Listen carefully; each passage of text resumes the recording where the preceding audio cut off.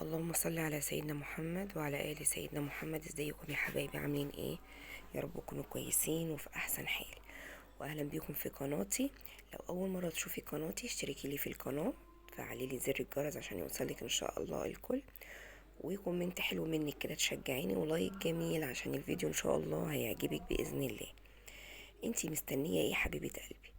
مستنية لما البسلة تغلى ولا تنشف، ولا تبصي ما تلاقيهاش في السوق، يحصل اي ظرف طارئ للخضار؟ ايه الكلام اللي انا بقوله ده؟ والله ساعات بجد انا حصلت معايا في سنه. استنيت قلت لا شويه كده لما سعرها يرتاح، لا ده لسه غاليه، لا مش عارفه ايه. لما ما لقيتهاش خالص كانت خلصت ومشيت. لا هاتيها وهي في اوانها كده وفصصيها وقطع عليها الجزر، هي والفاصوليا الخضراء. يا ما شاء الله جميله جدا. اهم حاجه بقى بعد ما تفصصي وتقطعي تغسليها حلوة قوي، وبعد ما تغسليها تحطيها في مصفى تتصفى. شايفين؟ ما شاء الله. كنت جايبة الاتنين الكيلو على 7.5، الاتنين كيلو ب15. اخر النهار كده لقيتهم مع بتاعة الخضار فخدتهم منها. قلت يا بت هم عدوا من عليكي، تعالوا بقى نشوف ازاي هنفرزهم ويقعدوا معانا من السنة للسنة بنفس الخضار والحلاوة والطعم بتاعهم.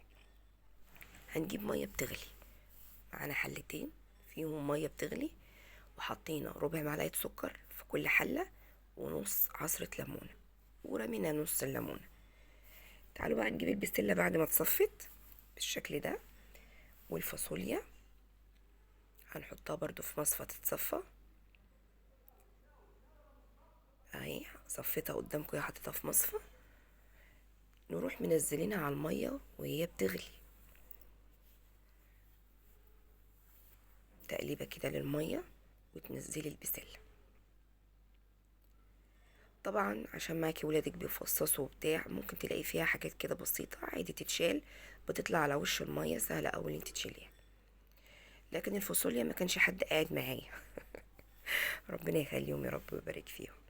طبعا اللي بيفصص صباعين تلاتة واحدتين تلاتة بيكون كل منهم نصهم. بألف هنا وشفا. هي مسكرة على فكرة، بسلة سكري حلوة أوي، بتبقى جميلة جدا في التخزين على فكرة. اديها بقى يا حبيبة قلبي تقليبتين، وانتي بتقلبي كده لو لقيتي اي حاجة شيليها، لان اي حاجة خفيفة بتطلع على وش المية. شايفين بقى الخضر عامل ازاي؟ ده سر نص الليمونة وربع معلقة السكر. نفس الشكل الايه الفاصوليا، تقعدي تقلبي كده تجيبي اللي تحت فوق واللي فوق تحت. برضو السر في الخضار الجميل ده، وهيفضل معاكي الخضار لحد ما تطلعي وتسوي منها ان شاء الله على خير. لو انتي معايا لحد دلوقتي ما تنسيش تحطي لي اللايك يا عسل، واوعي ما تشتركيش في القناة، ما تخرجيش الا وانتي مشتركة ان شاء الله.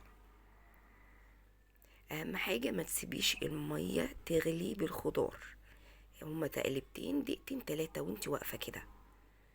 مش تقولي لا هروح اجيب حاجة واجي تكون غلت واتهرت منك، لا. تحطيها بقى في مصفى تتصفى، وبعد ما تتصفى وتبرد خالص تبرد خالص تكوني جايبه الاكياس بقى بتاعتك اللي موجوده عندك. انا ما لقيتش عندي الا الاكياس الكبيره دي، قلت مش مشكله احط فيها، ما فيش مشكله خالص لحد ما اجيب اكياس اللي هي بتاعت اللبن الصغير. تقدري اللي انت تجيبي العلب اللي هي البلاستيك دي اللي ليها غطا، هاتي برضو بتبقى كويسة. لكن بصراحة يعني الاكياس دي في بيوتنا كلها وموجودة، فخلينا في الحاجة اللي موجودة في بيوتنا كلها.